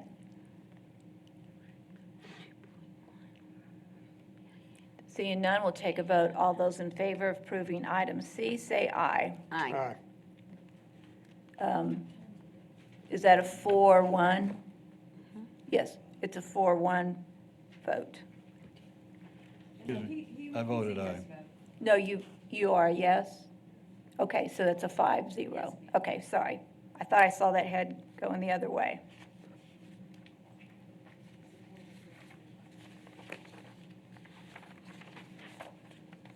Item D, consider approving Tiers Board recommendations of 9 projects totaling $376,112 for incentives under the South Tiers Incentive Program. Aaron, you continue.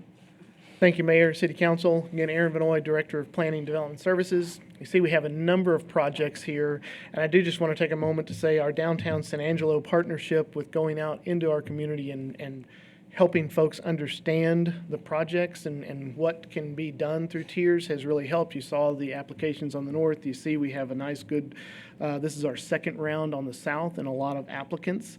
And they're really being realistic of what they can accomplish within a 2-year time frame.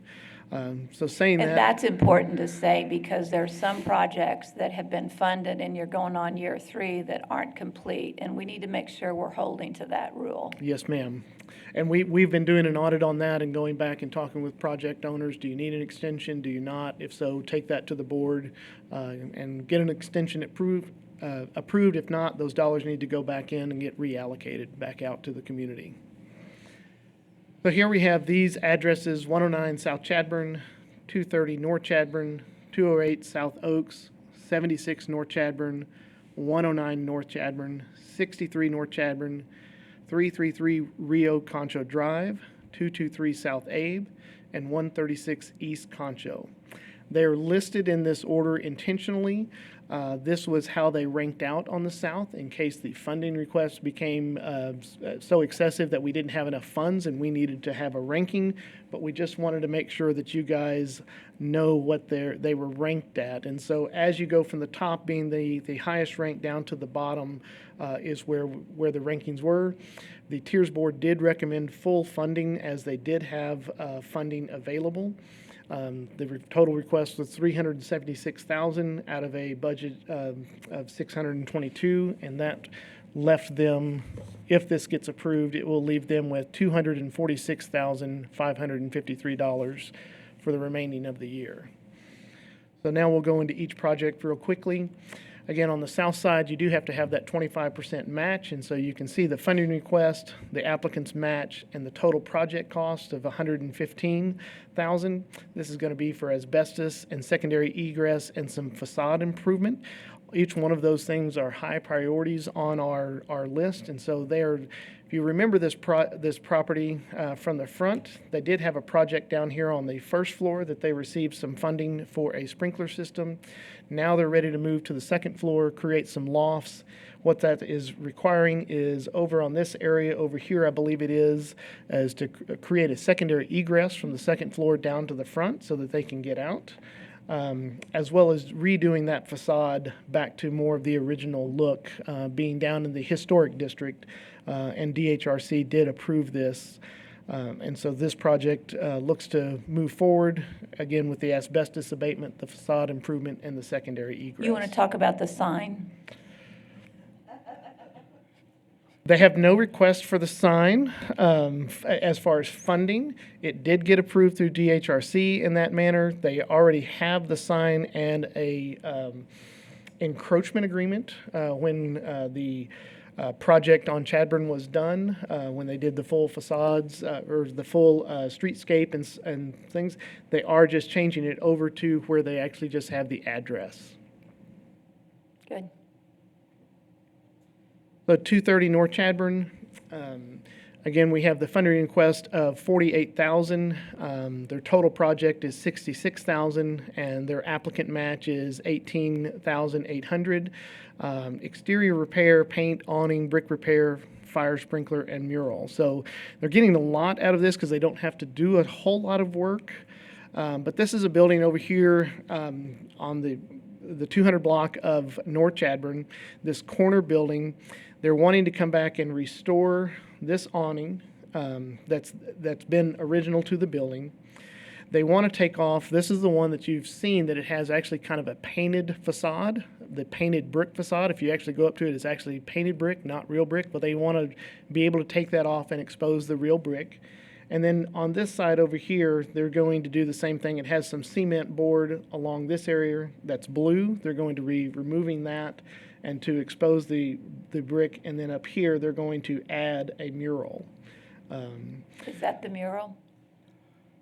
I want to say yes. I'm trying to remember the DHRC approval, if that was the mural or not. Of course, DHRC doesn't approve what the mural looks like. They approve the location in our historic district. This is a historic district property, and so they can't really say yes or no to what the mural looks like. They can do colors and location. So and I'm asking this because I don't know. So does the Public Art Commission then approve the art, or is it? They don't in this case because it's actually on private property. Okay. And so if it happened to be in our right-of-way or in a public setting, and while I know we drive down Chadburn and we see this as a public, it's really on private property. Aaron, Yes. that spot where they're putting it is already a stuccoed part. It's not like they're covering up brick to do that. Correct. It's It is a already stuccoed like- area, and that they're afraid if they tried to remove that stucco area, it could damage the brick, and so they're trying to change it just a little bit. So, And the side street is what? That is, I believe, third. I believe that's third, or is it second? I'm not positive. I'm not 100% sure, but I think it's third. I could be wrong. Larry, did you have a comment? so it sounds like the mural, they may not have any particular, desire that this particular one be there. It's just covering up an area that is already stuccoed that they need to do something with. So there may be some conversation concerning what goes on the mural, or they may be amenable to other suggestions. I just think that they have a picture with that mural on it, that the intent would be that would be the mural, or otherwise, would you leave it blank and then say, we're going to design some art for there? I'm just curious if Yeah, me they're too. hard over on that particular mural. I think they or are the- intending a Western-type theme. Yes. As you Yeah. can tell, the building has Yeah. that flair Yeah. to it on the front as well, and so that Yes. is their intent at this point. Could it alter some? Yes, but I think it's going to stick with a Western theme. Okay. Uh, Further question, comment? Yes. Would you mind if I get a phone number for the folks there? Because I do have a suggestion for them to consider on a possible Is that Fess mural. Parker? Absolutely. How'd you guess, ma'am? Yes, I don't know how to do that, and I certainly don't want to go beyond the limits of my established duties. But we're talking about the centennial anniversary of Fess Parker's birth, who was a citizen of San Angelo. We've got Willie Nelson down there that I'm sure he passed through San Angelo, but he wasn't one of us. So I'm just throwing that out. Yes, sir. We can discuss later. So let's move to 208 South Oaks. A project here, and again, this one was not as high as some of the other things, although we think the restoration of some of these things on there. Now, of course, we listed signage first, but signage, replace windows, installation of awning and frames. This is a building that's had different things in it, and I think this is going to be something that will help revitalize it, bring it back as a productive building in our downtown. The full project cost is $13,000. The funding request is $9,900 with an applicant match of $3,300. So here you can see it close to Sealy Flats. What they're wanting to do is basically come back in, and this is the one on the left is without the sign. This is with the sign, with the awnings that will be fabric, I believe.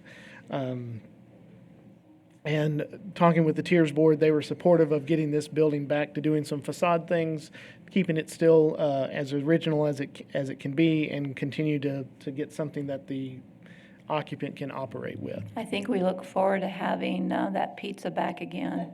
It was very popular before. So now 76 North Chadbourn. This is a two-story structure here, across from the COSA DC facility. They're looking for a fire sprinkler. So the first floor is occupied by a business. The second floor is 3 short-term rentals. And for them to get their occupancy correct and to allow those short-term rentals at the top, they do need a fire sprinkler for the separation. We know that's one of our high areas in our Tiers Board funding request.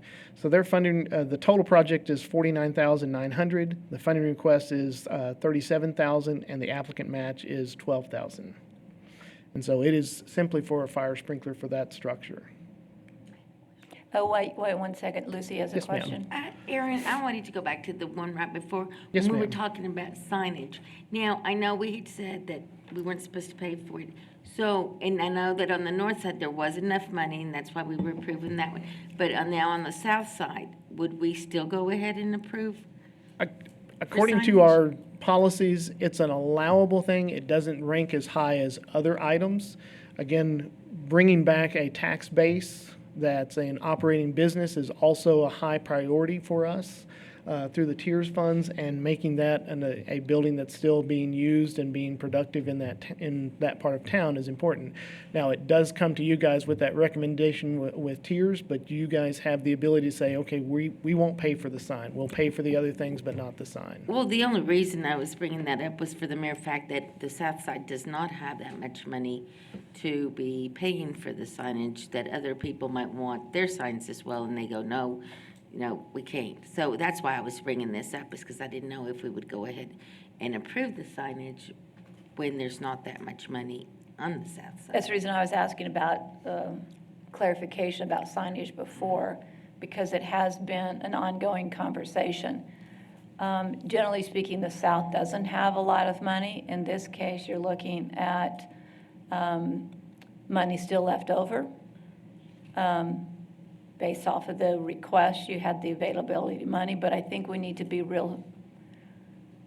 make sure we understand the policy as it relates to signage, because that has been a big conversation over the years with Tiers. Yes, It's been a ma'am. major issue. And I think Lucy's question and comment is valid.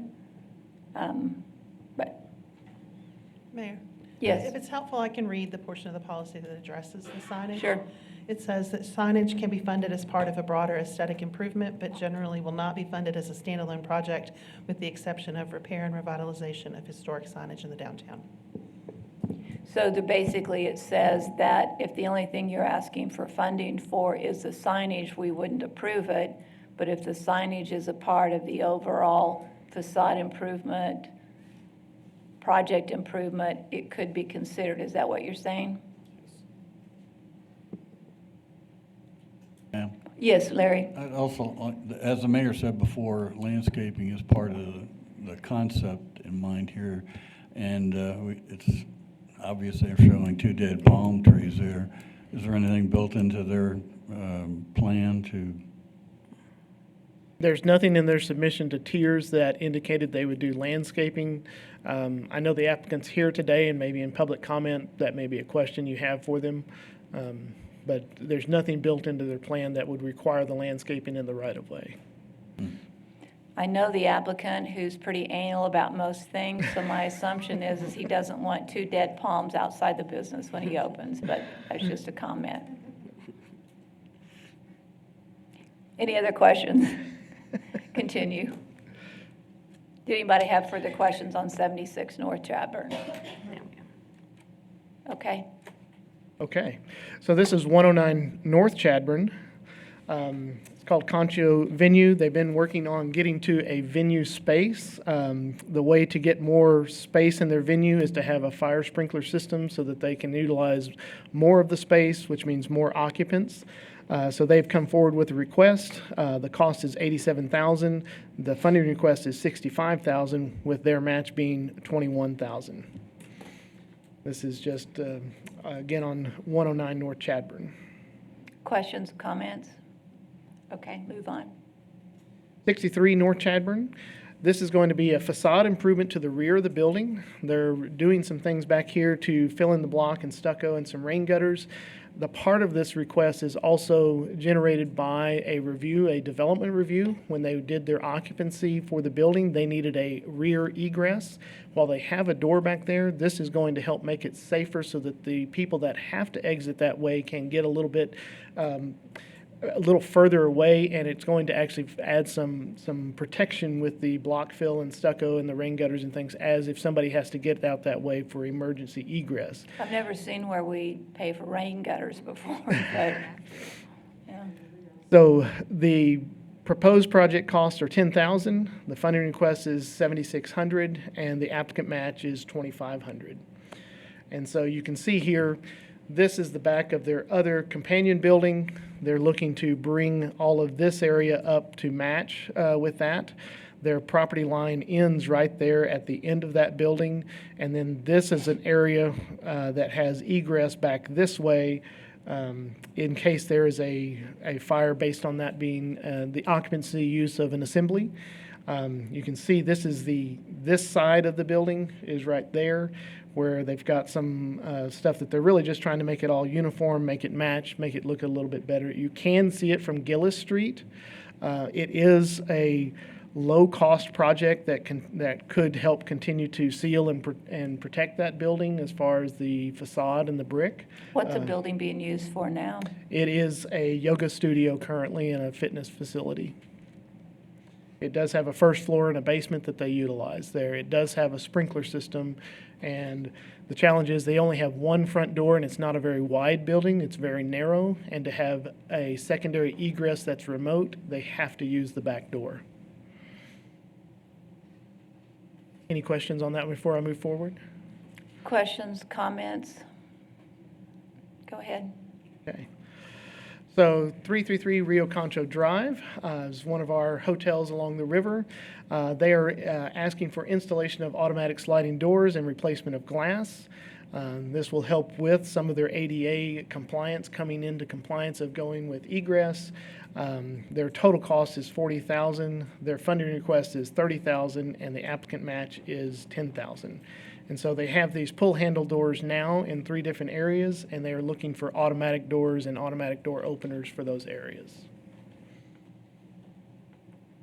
That way you're not having to go up there, pull the handle, you can press the button, they're going to automatically open. Okay.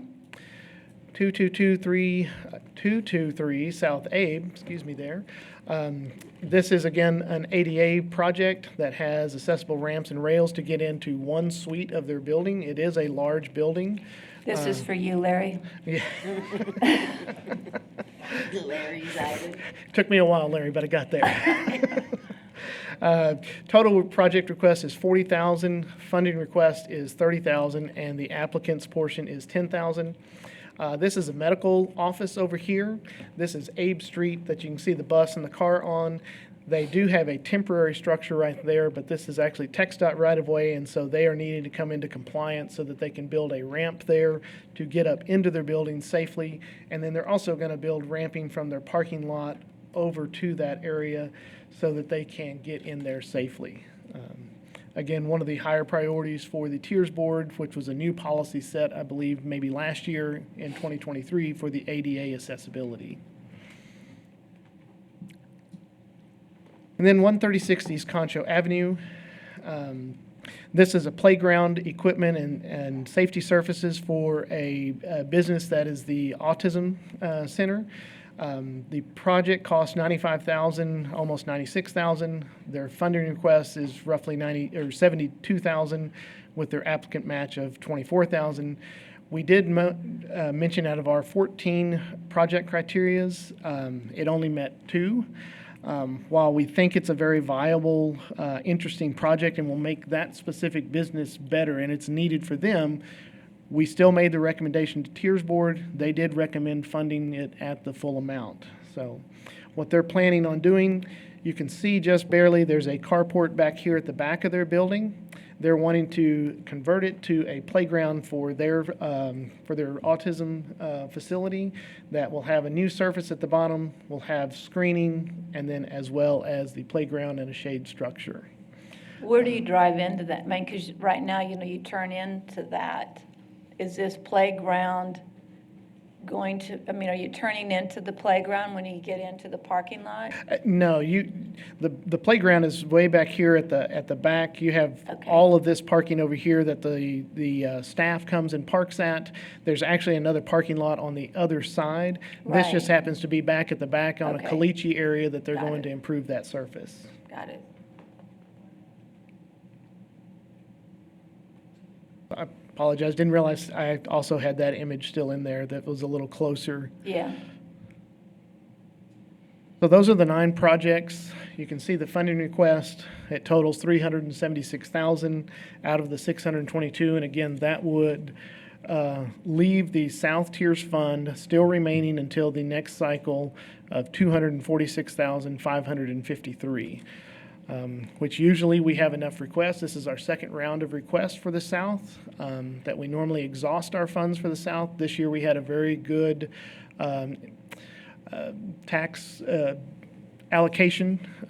The South was very high this year at 1.2 million, which is much higher than in the past where it's been around 700 to 800,000. And so you can see that's made a big impact. I think that goes back to the projects and the forethought of folks that saying this needs to be improved, and so those tax dollars are continuing to be used to improve that area and raise the tax profile of the area. I'm going to open it up one more time for any questions on any of these projects from council before I ask for a motion, or if you would like to have before a motion, anyone in the audience who one of these projects is there, if you'd like them to come forward, now would be the time to go ahead and do that if you want. So, council, it's up to you. Tommy says no. Larry? Karen? Lucy? Then may I have a motion for approval? So moved by Tommy, second by Larry, I'm sure. I'm leaving Because we it got one of open his for you, projects Larry. in there. So, yeah. All right, with that. It's a coercion. Yes, it was, sorry. Public comment concerning these projects. Stango, when are you going to be opening? Thank you.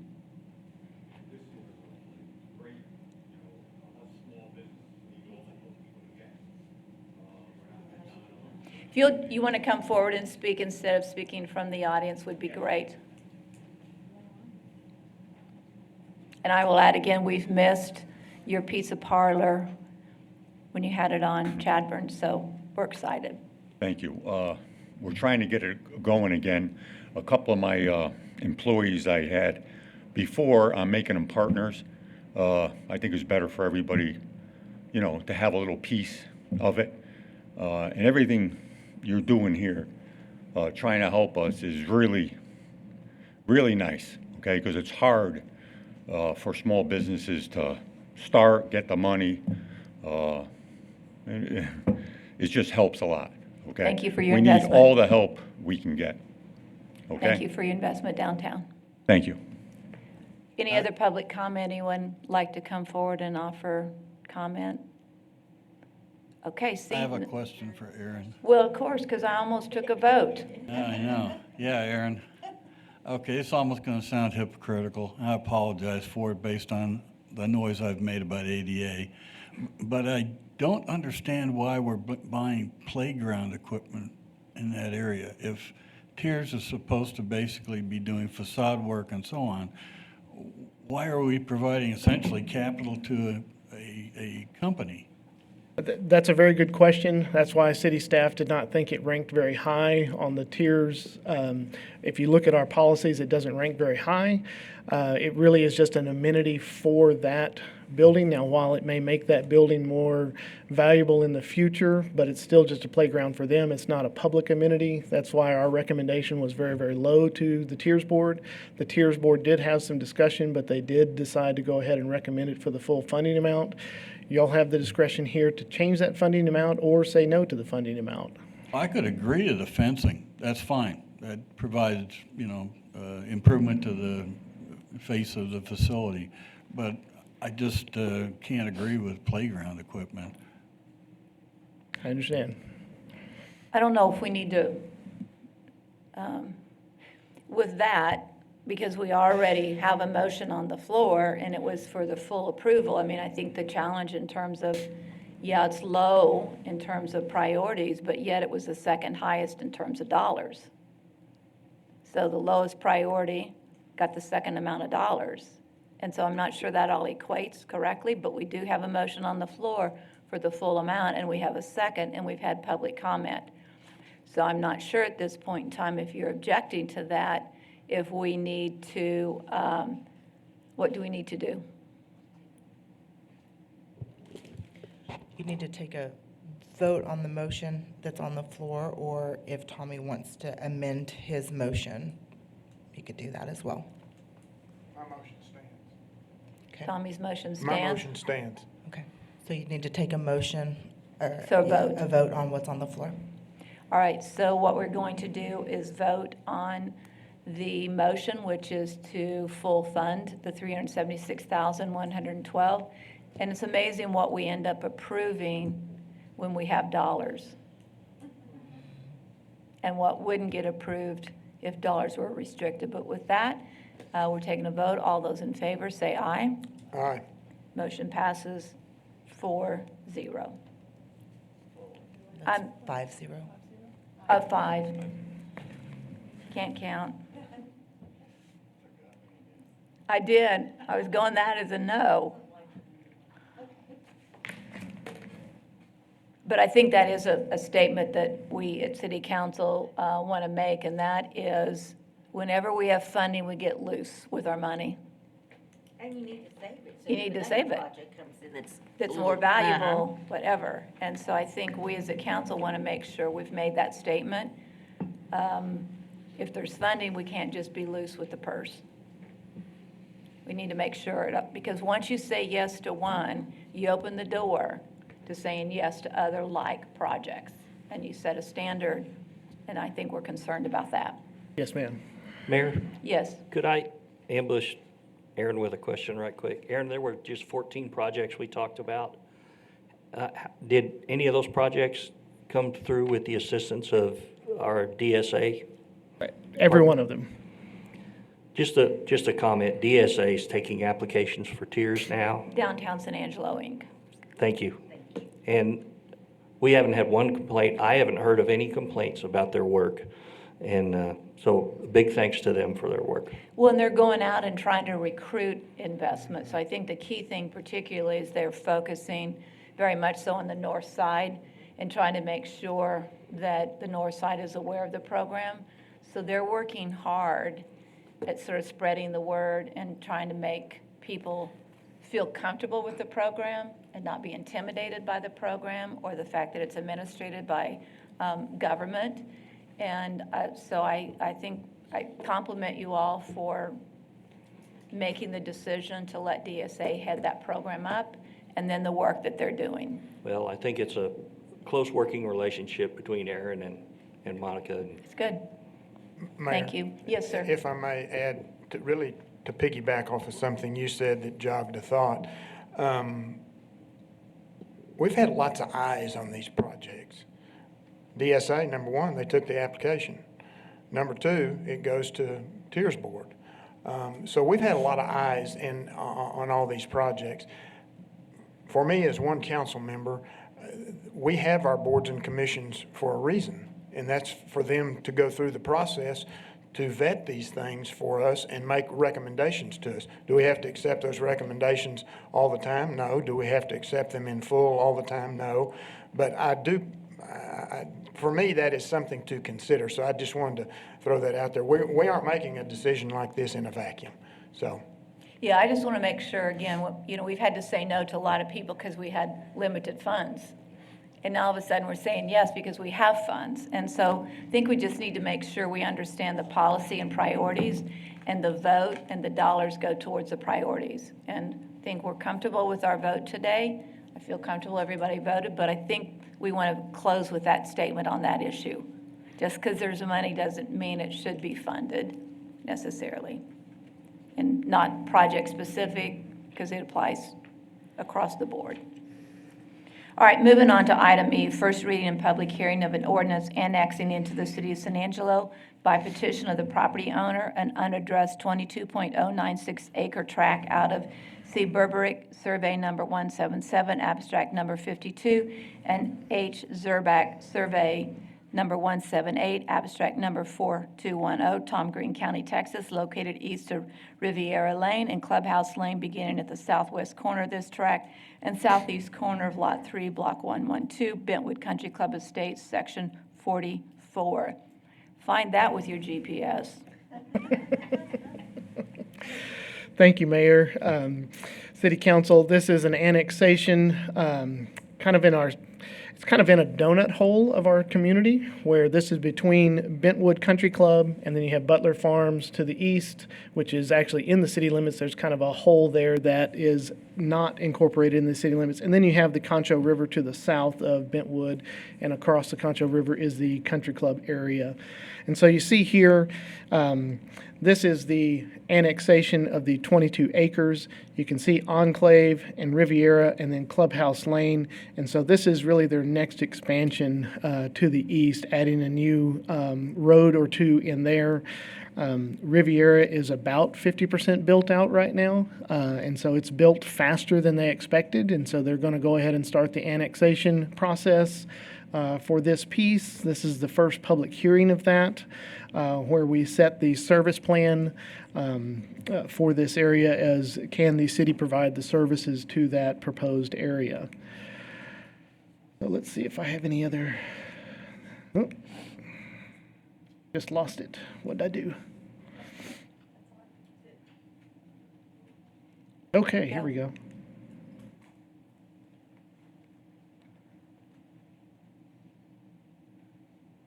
Well, we can still, here we go. Thank you, those folks in the back, Brian and Lorelei. So again, you can see Riviera is right here.